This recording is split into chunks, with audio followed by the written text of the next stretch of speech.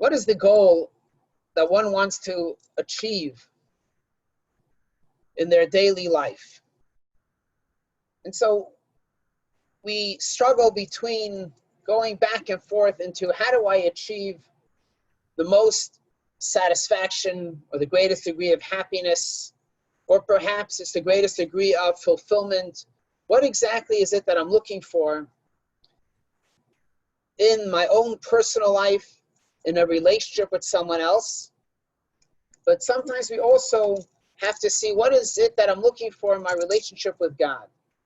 Or to phrase it in a different way, how can I as a human being transcend my own limited existence? Not to leave my existence. I love my existence. We want to live this existence. In fact, we want to live in this world right here, right now. This is part of our culture, part of who we are. We have to live in the here and now. But how can I live a more transcendent life, not just a more meaningful life, but also a more uplifted life? And so we've discussed the idea of humility, how a healthy dose of humility that Judaism introduces leads one to a happier, more fulfilled life. We spoke about non-judgmental. We spoke about many different ideas that lead someone to a greater degree of depth. And today we're going to talk about this idea of observance, or fulfilling mitzvot, as they're called. And although on the surface, again, it may seem to be very specific, but it certainly has a lot of depth to it. So let's begin. We're going to talk today about what is a mitzvah. What is a commandment that God had given us? What exactly is it that God wants us to do? What is accomplished through a mitzvah? We'll also discuss why mitzvahs. What does the technical details of a mitzvah, of a commandment, have to do with God? Hopefully we're going to discuss the meaning of a mitzvah. And how does the mitzvah impact my life? So let's begin with a little slide. And a goal that somebody wants to reach, which is why we go on vacation, we travel to wherever we go, is to reach a degree of advanced joy. And happiness is derived from transcending the senses and focusing on the abstract. Why is it that we spend so much money to go to these far-flung places, or go to any place, really? Why is it that we cannot stay in our own home? And basically what we want to do is we want to transcend our natural senses, okay? And we want to focus on something that is above and beyond ourselves. If we continue to focus on ourselves, and in the past weeks we've spoken about the importance of focusing on our inner core values, our inner self. But today we're going to talk a little bit about reaching beyond ourselves. And that's the idea that how we can attain this level of happiness which is derived from transcending the senses. And the way one can achieve this, as we will talk, is through this fulfillment of these principles, or these mitzvahs, these laws that God gave us and He commanded us to fulfill.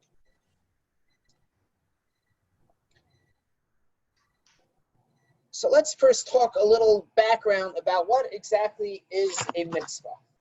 Okay? What does a mitzvah accomplish? There are basically two types of commandments. You have commandments that enhance the relationship between a person and God, and you have a commandment that is between one person and another person. So for example,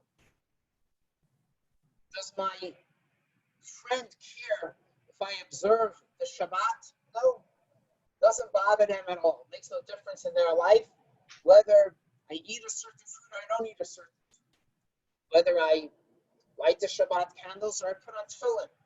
Doesn't matter to my friend. But to God, it matters very much. So that's a commandment that enhances the relationship between us and God. Then we have another commandment, and that is visiting the sick, helping the poor, respecting the elders, honoring your parents. These are laws that have to do between one person and another person. All these laws come from God. Why would God care if I honor my parents, or if I visit the ill, or if I help those that are less fortunate than I am? Why does it bother God? What does he care if I do it? And in addition to that, God also gives us precise instructions how we have to minimally honor our parents, how we have to observe the Shabbat, how we have to eat certain foods that are kosher, and so on and so forth. And the question that I often get is, why does God care about all these minuscule details of how I conduct my daily life? But what I want to talk about here is something a little bit more than just that. And that is, for example, many of us are familiar with the idea of praying. Many of us pray. Now, when we pray, there are specific ways that one is supposed to pray. Specific things that a person is supposed to say when they pray. When we put up a mezuzah on our doorway, there's a specific way the mezuzah has to be rolled. There's a specific spot where that mezuzah goes and how it's rolled and how it's put on the doorway. If a mitzvah is all about the relationship that I have with God and enhancing the connection that I have with God, why are these details so important? A, why are most of the commandments that God gave us, why do they have to do with physical, tangible things?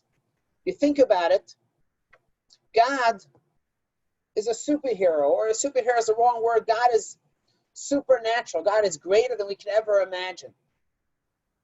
Why does God care how me, little tiny nothing, does certain things? Why would God care if I put up a mezuzah this way or that way, if I eat this food or that food, if I keep Shabbos this way or a little bit that way? Even if I do it exactly how God wants me to do it, how does that make a difference in God's life? How does that impact God? Me, human being, and this infinite God are completely on a different playing field. We're not even in the same room. So how could my actions or my conduct even have any relationship with the God who commanded me to do it? What does me doing it have to do with God? So I'd like to begin by understanding a very fundamental idea in Judaism. And that is that Judaism sees the world as having two very distinct underlying currents that assist the world in functioning. Number one is the non-tangible, and number two is the tangible. I'll give you an example, okay? A person is an artist. So an artist is very creative. The creative aspect of the artist is a non-tangible creative exercise. They have a talent within them, but it's non-tangible. In order for the artist to carry out their dream, their vision, their thoughts that they have, it is critical for the artist to take a paintbrush and to begin to paint. So the paintbrush is the tool or the instrument that the artist needs in order to carry out his or her vision or his or her creative part. So we see that there's the artist who has the thought or the vision, which is part of the artist, but that's the non-tangible part. But then you also have to have the physical manifestation of it, or it has to be carried out on an action doing something physical, something materialistic, something tangible. If a person will just pick up a brush and begin to paint without thinking of what they're going to paint, either it will be a nice piece of art or it won't be a nice piece of art. Most likely it will not be anything very valuable, because there was no creative energy that was put into that artistic piece. In order for something to be valuable or to be meaningful or to have an impact, there has to also be a non-tangible part to it. So it's critical to have these two underlying ingredients that function simultaneously. And in simple terms, it's called the tangible and the non-tangible. Or in Hasidic terminology, it's called the spiritual and the physical. When I say spiritual, I'm not meaning holy, simply meaning non-tangible. Thought is a non-tangible thing. Action is a tangible thing. You did something. Speech is the medium between thought and action. Okay? So as human beings, we function on two levels. We function on a very non-literal or non-tangible mode of operations, but we also have a very down-to-earth, operational, tangible, action-based way to function. If somebody would say, God, you know my intentions, you know what I'm thinking. Why do I have to go to the synagogue to pray? Why do I have to go through all these behaviors, all these things, to go through all these steps?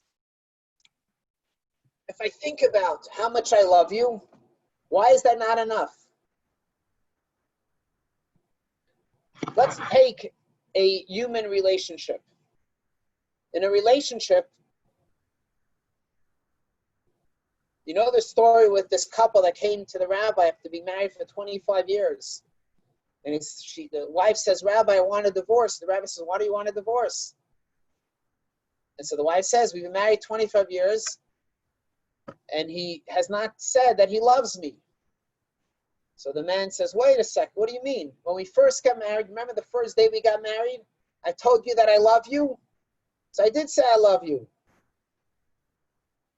And I told you that I love you then. And since then, nothing changed. If something changes, I'll let you know.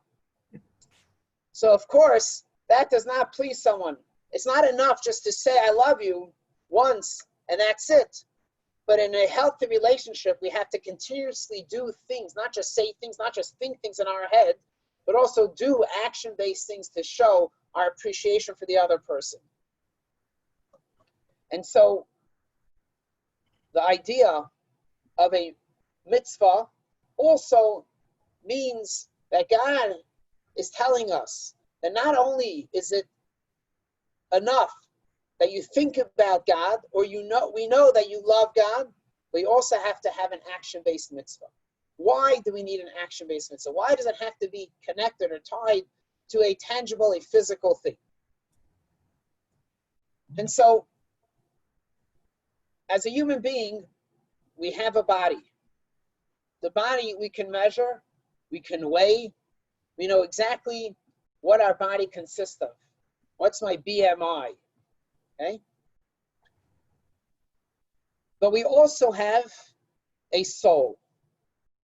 The soul would be feeling, seeing, or hearing, thinking. Your body is your biological body. Your eyes, your ears, your mouth. Our body is more physical. Our body exists. Our body is born once, and it's there. But before our body was born, we didn't have a body. Didn't exist. Our mothers, thankfully, gave birth to us, and now we exist. That is our physical self, our body. But we also have a soul.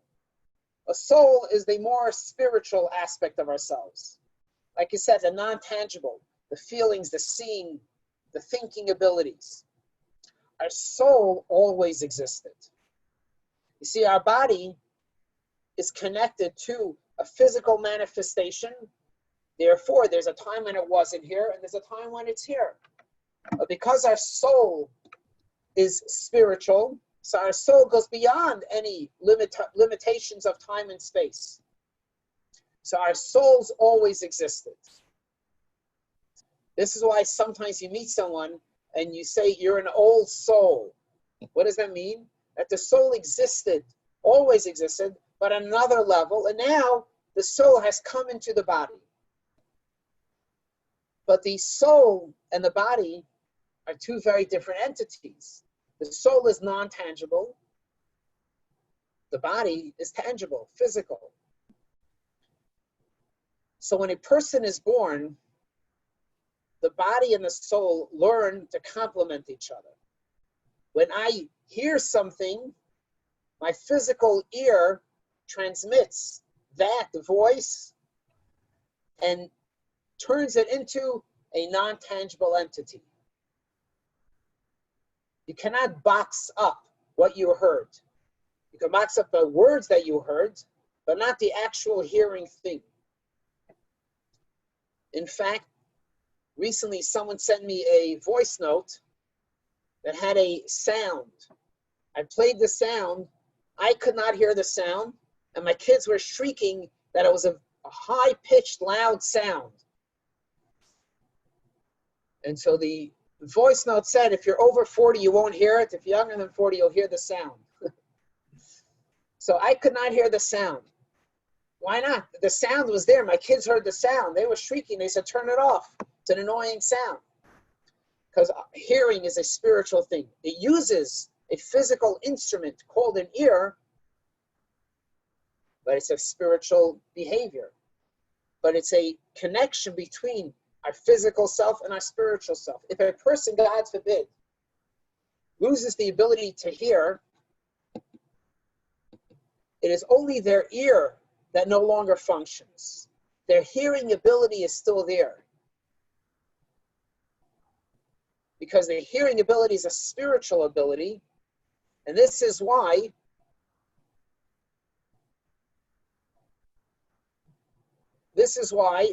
sometimes, even if we don't hear the person, we kind of understand what the person is saying, because it's a spiritual connection or a spiritual understanding. There's that non-tangible aspect of hearing that we can hear without actually using our ears. So we see clearly that there's an idea within our existence of a body and a soul, of the tangible and the non-tangible. Vision is in the eye. Vision itself is a spiritual or non-tangible activity or behavior. The eye is the physical manifestation of it. And so the body and the soul are connected. And if there's something wrong with the body, the soul simply cannot express itself. The soul is still there in its full force, but the soul cannot express itself. Which, by the way, is why a person that is lacking or has a certain handicap, typically that handicap is made up in another area. Let's take example, the famous violinist, Yitzhak Perlman. So although he has a physical handicap with his feet that he cannot walk, but that handicap is made up in another area, in another talent that he was given. So many times when we're deficient in one area, it actually compounds in another area. However, he still cannot walk. It just has to be manifested more in his hands or in his musical gift or whatever exactly the violinist uses in order to play such beautiful music. But the ability to walk is no longer there by that person with that person's handicap. What does this all have to do with us? So the question we ask is, why does God want us to do a physical mitzvah? Why does he care if we do something physical, why is it not enough that I merely think about my relationship with God and I meditate over the greatness of God? I contemplate over God, and that's enough. Why do I need to actually do the mitzvah, light the candles, put on the mezuzah on the door, put on tefillah? Why do I have to do those physical things? And the reason is because the spiritual expression needs a physical instrument in order to be carried out. Just like the artist cannot draw a painting without a brush.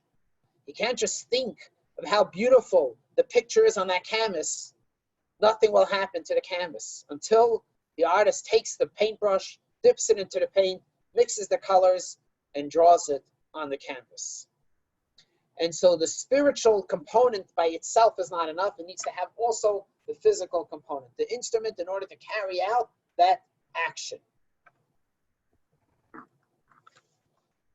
And what does that do to us? When a person does this mitzvah, it has tremendous effect on us.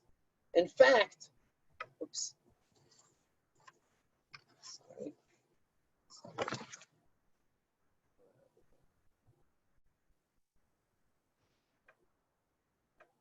there's a certain simcha shel mitzvah, it's called. There's a joy that comes about when a person does a physical act.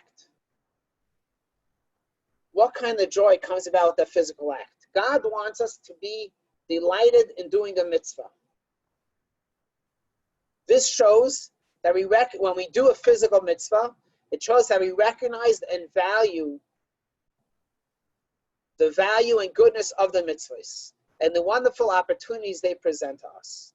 When we do a physical mitzvah, when we give a gift to somebody else, we're not just telling them how much we appreciate them, showing them how much we appreciate them.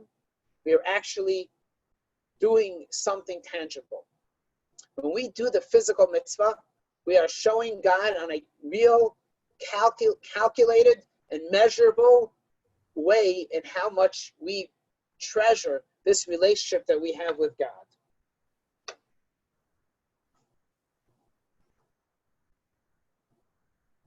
What mitzvah do we find particularly meaningful and enjoyable? So in life in general, there are many mitzvot. In fact, in Judaism, there are 613 commandments, which we're going to discuss in a moment. Many of us are familiar with some of those commandments. And so the question we have to ask ourselves is, which mitzvah do I find most meaningful and enjoyable? And what is it about this mitzvah that we so appreciate? What joy exactly does this mitzvah bring?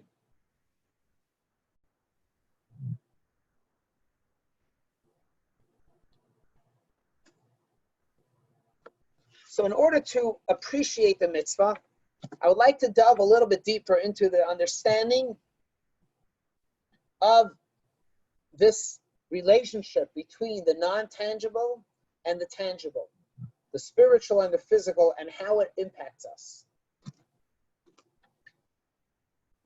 There are 613 commandments God gave us at Mount Sinai. To be more precise, we all know that God gave us the 10 commandments at Mount Sinai. Yet Judaism tells us that God gave us the 613 commandments at Mount Sinai.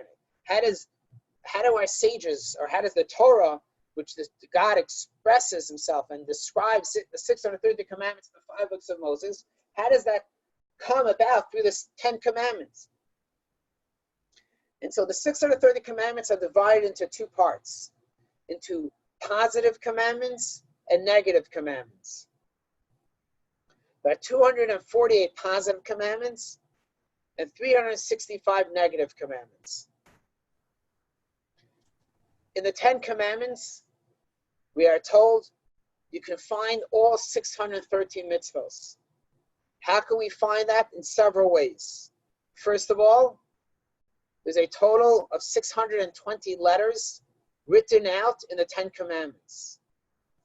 613 mitzvos, biblical commandments, plus there are also 7 rabbinical commandments, equals 620. Each letter corresponds to another mitzvah. But we can take it even a little bit deeper. What are the first two commandments of the 10 commandments? The first one is, I am God your Lord.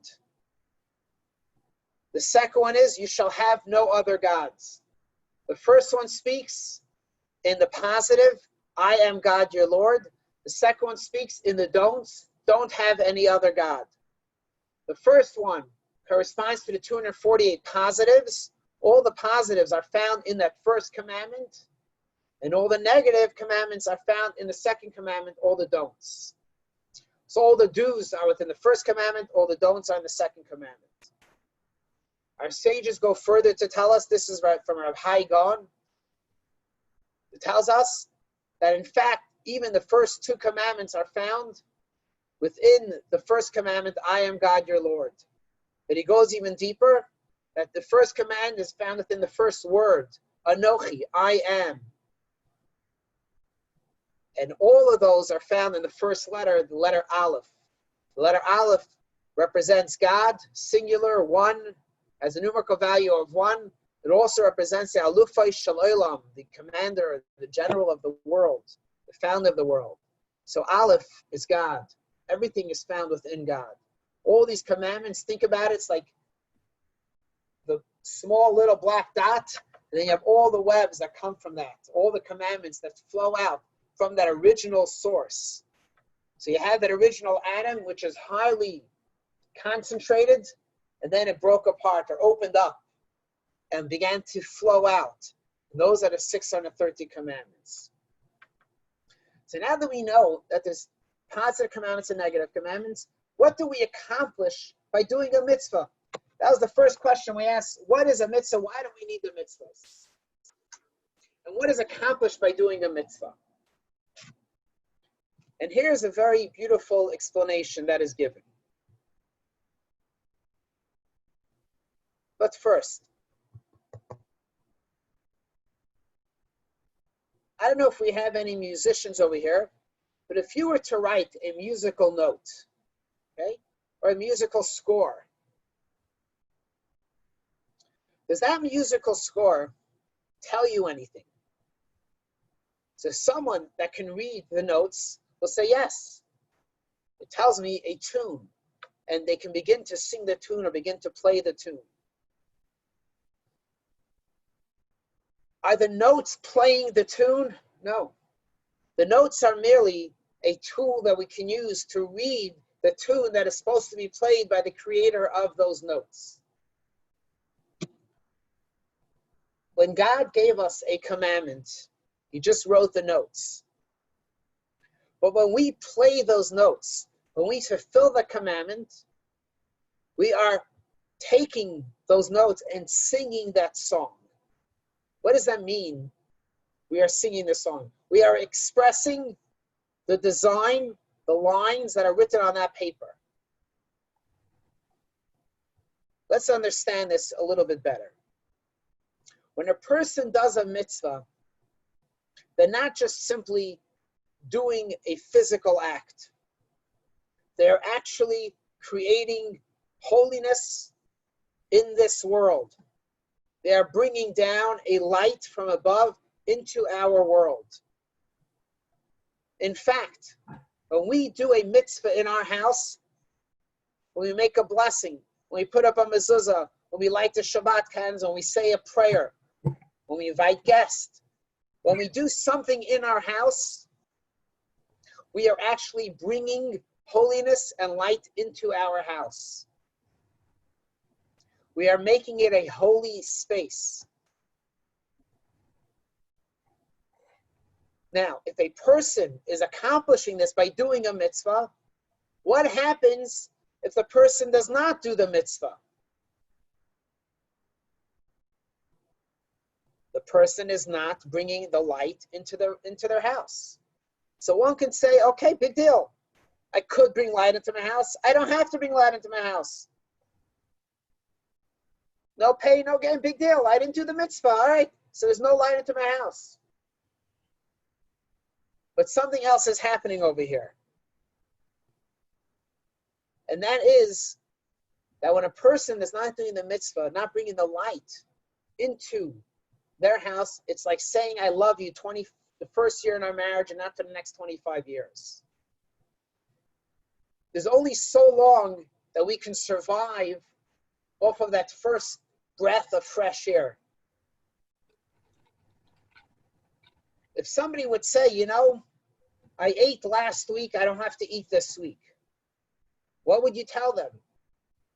You say you're ridiculous. You have to continuously feed your body, nourish your body, and constantly provide the necessary vitamins and nutrients that your body needs in order to survive. We understand that on the physical level. But remember, we just said that the person exists more than just the physical. The person is also a spiritual component. There's also a spiritual being. So from the physical level, you're right.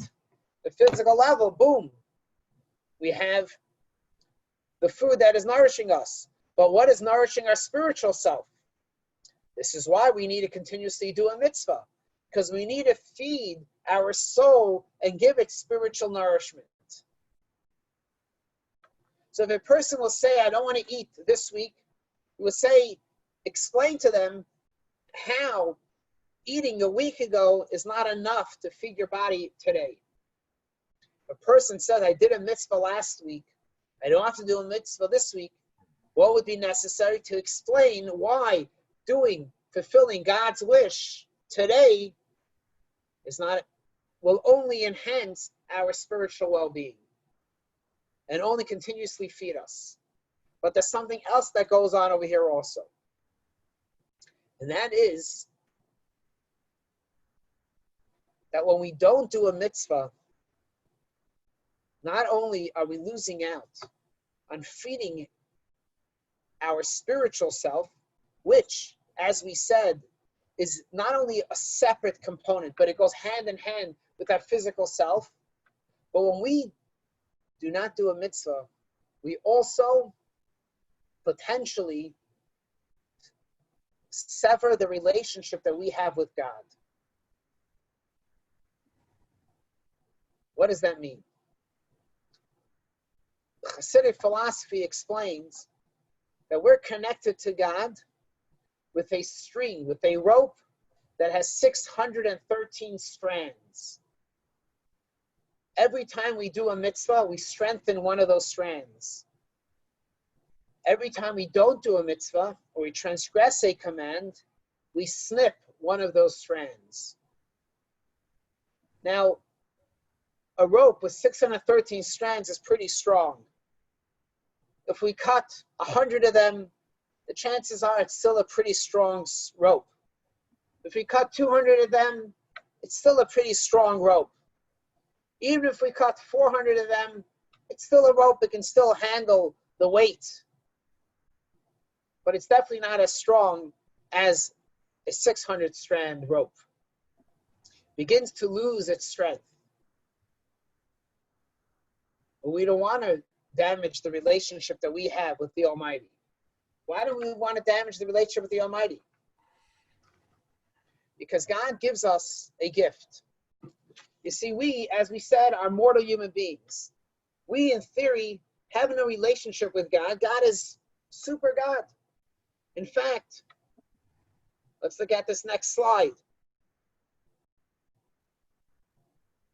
God, can the finite and the infinite have a relationship? Now, let's not get the wrong impression. God doesn't have feet or shoes, is neither male nor female. This is simply just a humorous picture to describe how big, how infinite the infinite is and how finite we are. We're tiny compared to the infinite. But God says, I'm giving you a gift. And this gift, is called a mitzvah. A mitzvah we translate as commandment. But the truth is that a mitzvah is more than a commandment.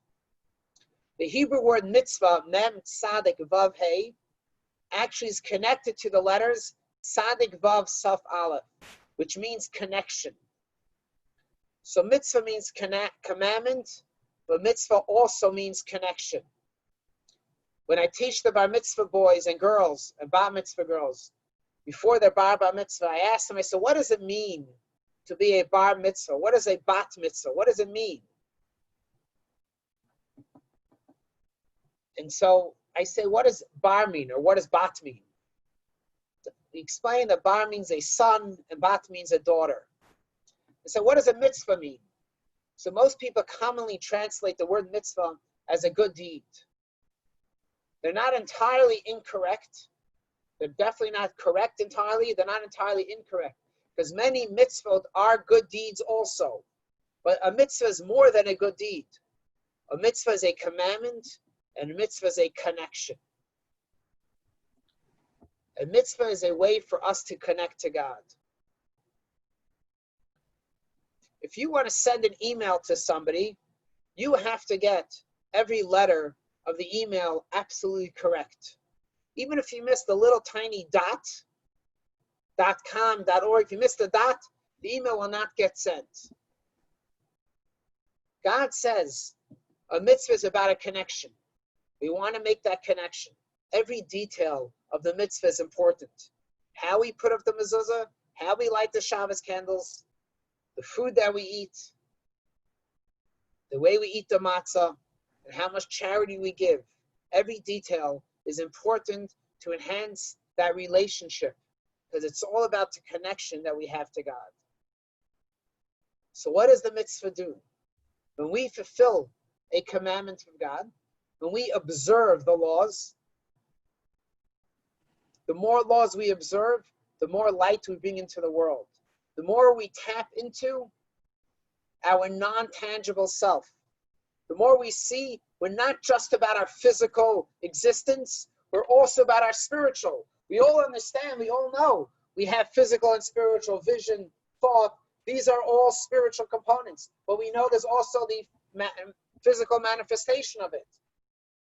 How much more so it comes to our existence.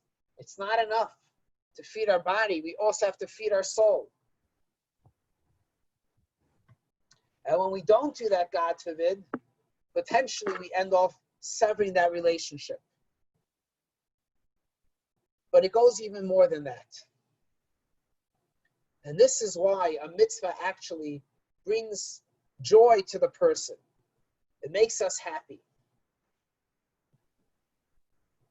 Scientists have done many studies on the benefits of volunteering. They've done many studies on the benefits of giving charity or being charitable. And they found one consistent theme, that people that share of themselves, whether it's with time, by volunteering, or financially, and if it hurts even more so, they're actually much happier. Why? I'm giving of my time, I have less time for myself. That should make me less happy. Why does that make me happier? I'm giving from my hard-earned funds. Why does that make me happy? If I give of my time to fulfill a commandment that God asked me to do, why should it make me happy? And the reason is quite simple. Because when I'm doing a mitzvah, I'm transcending myself. I'm going beyond the limitations of myself. You see, as a human being, we love who we are, and we love how we've grown, and we love how we've manifested ourselves, how we've expanded our horizons. But there's only so much we can do on our own. God says, here are instruments, here are tools that you can go beyond your limitations, beyond yourself. You can do things that are greater than yourself, that transcend yourself.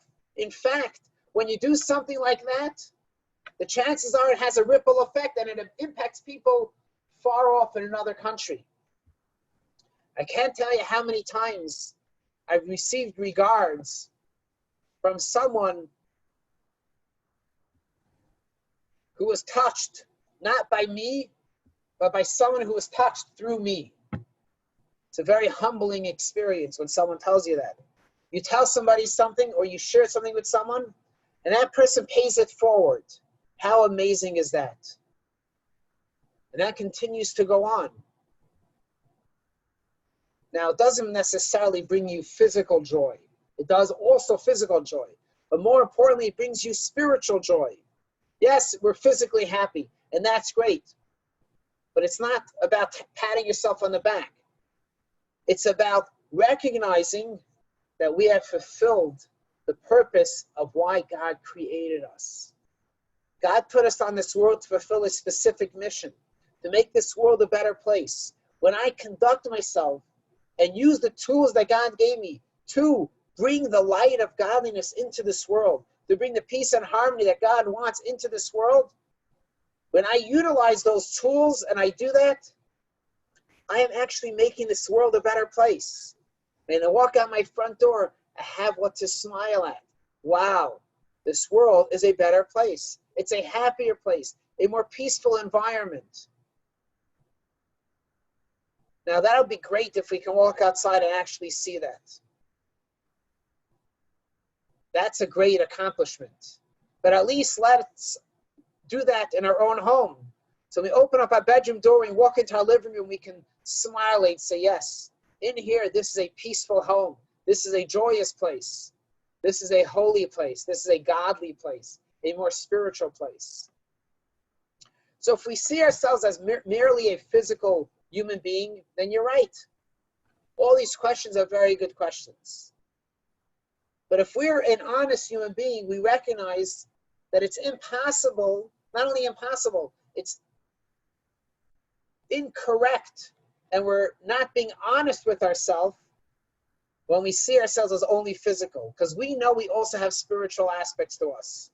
We think, we see, we hear, we feel. These are all non-tangible things that connect with physical.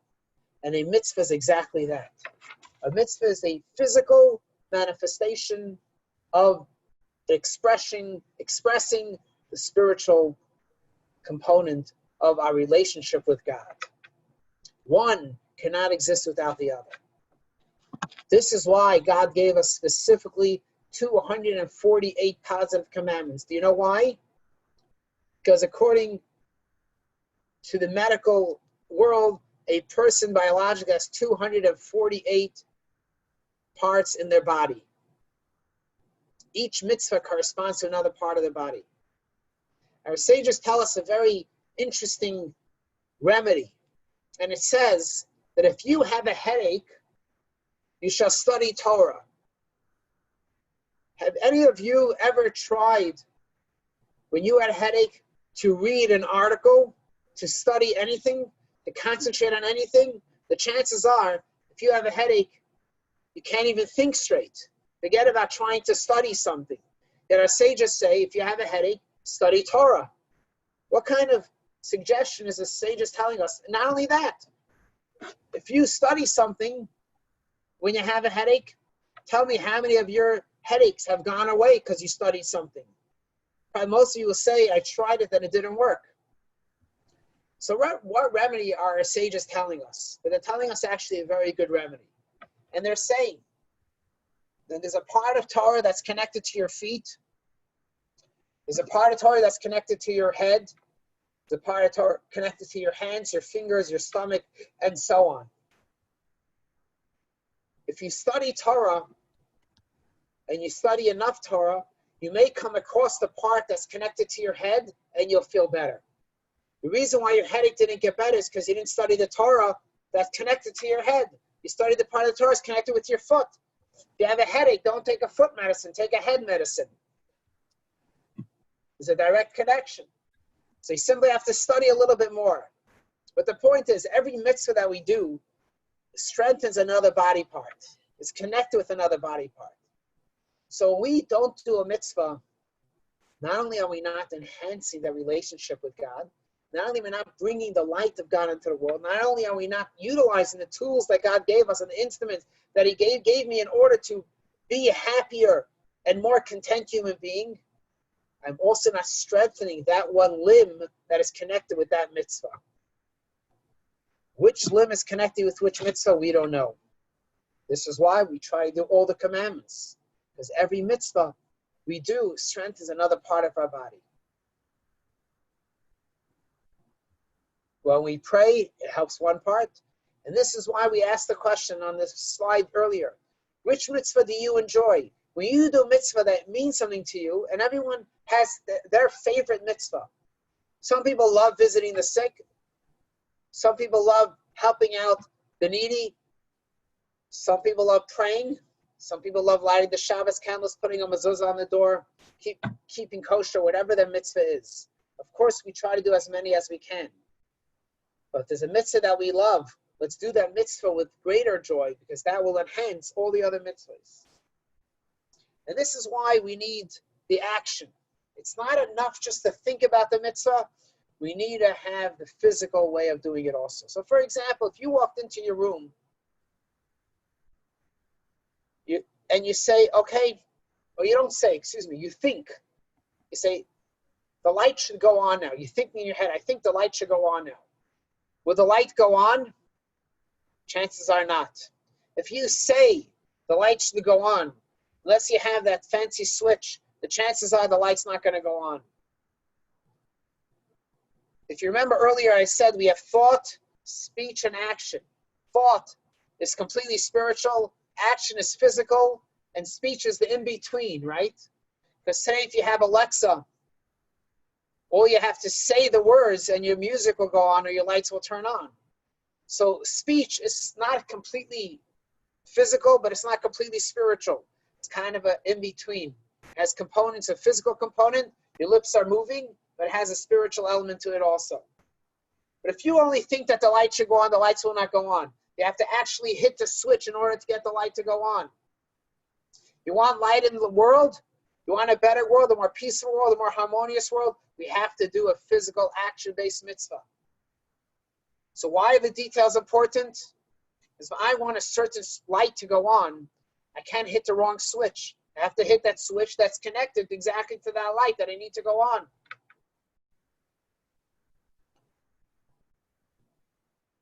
There's a direct connection between each mitzvah and the light that we bring into the world. We want to bring light into the world. We have to do the exact mitzvah. The right mitzvah, the way God told us. And this is why observance is so important. It's not enough. Judaism is about action-based mitzvah. And in fact, you open up any Jewish book, it'll tell you clearly that I don't care how you feel or what you think. I care how you do. How do you behave? How do you conduct yourself? That's what's most important. If it's so with a physical relationship, spouse, with kids, parents, how much more so it is so also with God. And this is why there are some commandments that are between one person and another person, and some commandments that are between man and God. Sometimes it's about God wanting us to interact with another person. Sometimes it's about connecting with God. One second, someone has a question here in the chat box.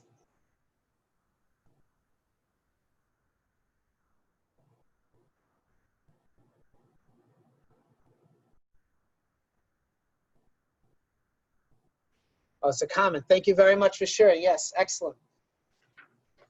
That's great. Everyone has their mitzvah. And the mitzvahs are so important. Now, in the mitzvah, I'm going to briefly, we're almost done over here, but briefly I would like to address another aspect within the commandments. Within this idea of fulfilling the wish that God asks us to do. And of course, like we said, we have the mitzvah, have Yizorit's faith. In fact, the Talmud tells us when a person dies, God is going to ask us three things. One of the things he's going to ask us is, which mitzvah did you most do in your life? With which mitzvah were you most strict about, the most observed, enjoyed the most? Which is your mitzvah that personifies your personality? Of course, we have to do all mitzvahs. It's not enough just to do one mitzvah. But we have to, of course, have the one that brings us the most satisfaction. And this is why God also gives us different types of commandments. We have, for example, laws that are testimonial laws. We Passover, show us that God took us out of Egypt, right? The holiday of Sukkot, that God protected us. We sit in the hut to God protect us while we were in the desert. We have laws that are called chukim, decrees, laws of kosher. We don't understand why we eat kosher because God commanded us. Yes, we give many reasons for it, but ultimately it's because God commanded us. Even within the reasons are things we do that are beyond reason. How we slaughter, what type of knife, where, and so on. These are, we can explain it, but it goes beyond logic. Then you have laws that are called mishpatim, logical laws. Don't kill, don't steal, don't be jealous. These all make perfect sense. But even these we do because God commanded us to do it. And when we do these commandments, we're actually enhancing the relationship with God. And so to sum up what we've been talking about, this idea of observance, this idea of connecting to God, it is about connecting to God in our physical manifestation and our spiritual manifestation, using our non-tangible senses and our tangible senses, because we are a wholesome human being. We as a person cannot separate the two, therefore we have to do everything with the two, with our spiritual self, our non-tangible, and our physical self. And when we do this, we bring light into the world, we bring godliness into the world, make this world a more peaceful place, and we also have a side benefit of being happier and more fulfilled and being more content. And ultimately, through this, we will merit with the entire world being at peace and living in a harmonious way with the coming of Mashiach, may be right now. Thank you for joining. Any questions? Any questions?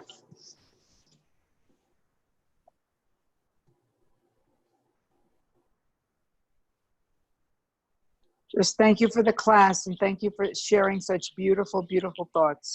Thank you. Beautiful. Thank you. Thank you, Rabbi. Thank you, Rabbi. Thank you very much. Are you going to do more courses? Yes, good question. Very good question. So first of all, in general, I'm a very shy guy. I don't know if you noticed that. And I also don't know how to respond to compliments. So I appreciate you saying thank you. But in return, I'm going to say the thank you has no value unless you take the lessons and do something with it. Mm-hmm. Right? True. Right? So No thank pressure. you for saying thank you, but the main thing is to do something. So the answer is yes. Actually, I want to give another course, especially as the high holidays are coming up. And this year, the high holidays are going to be very different than in normal years. Although our synagogues are going to be open, but I'm sure some people, for whatever reason, may not be able to come, or hopefully this pandemic will be done by then, but it doesn't look like it. And so I want to give classes to enhance our appreciation for the time of coming up the high holiday season, which I think will just enhance our whole existence and experience. So I want to talk about that. And I want to give also a Judaism 101 course. So we're going to, such as I want to talk about maybe belief in God, the prayer, it's kind of more some fundamentals. So I'm going to merge the two together. It'll probably be like a 5-week class. Not next week. I'm going to send an email probably maybe beginning of August. I want to start it again. So we'll keep you posted on the next course. Okay? Beautiful. Quick question, Rabbi. Please. You spoke earlier about the existence of a soul and a corporal, and that the soul enters the corporal at birth. Where is it prior to that? It's an excellent question. And so the whole discussion of souls is brought down in the Zohar, which is Jewish mysticism, the Kabbalah. And it discusses over there this idea that based on the biblical verse, that when God created Adam, he formed Adam from the dust of the earth, and then he blew into him a soul of life. So this soul existed. So take, for example, when a person breathes, right? So you take a deep breath and you breathe it in. So a breath is much deeper than just speaking. It takes from the deep depths of you, and that's where it comes out from. So the soul of breath that God breathed into this lump of clay, which essentially this Adam was, the first human being, came from the essence of God. Okay? So the soul exists in this spiritual realm, or in this essence of God, and therefore the soul is a part of God, and it comes from God. So the soul, according to the Kabbalists, they tell us that the soul is after a person dies also, it says, what happens to the soul after you die? The soul lives on. Right? The soul is above physical manifestation. It's a spiritual entity. So the corporeal lives beyond us. A soul lives on forever. So where does the soul hang out? So it says it's almost like a soul man cave, or a soul treasure chest, or a soul room where all the souls hang out. But in all seriousness, the question is asked, what happens when you blow out a candle? What happened to that light? Where did it go? The light is actually still there. It's just no longer attached to a physical wick. The same thing also happens to the soul. The soul is there. The soul, because it's a non-tangible, it's a spiritual energy. So it's there. It actually is everywhere. While it's in the body, it's confined to the limitations of the body. But once it's no longer restricted by the body, it's everywhere. And that's where the soul is. So in answer, the soul is actually everywhere. Because the soul is a spiritual energy.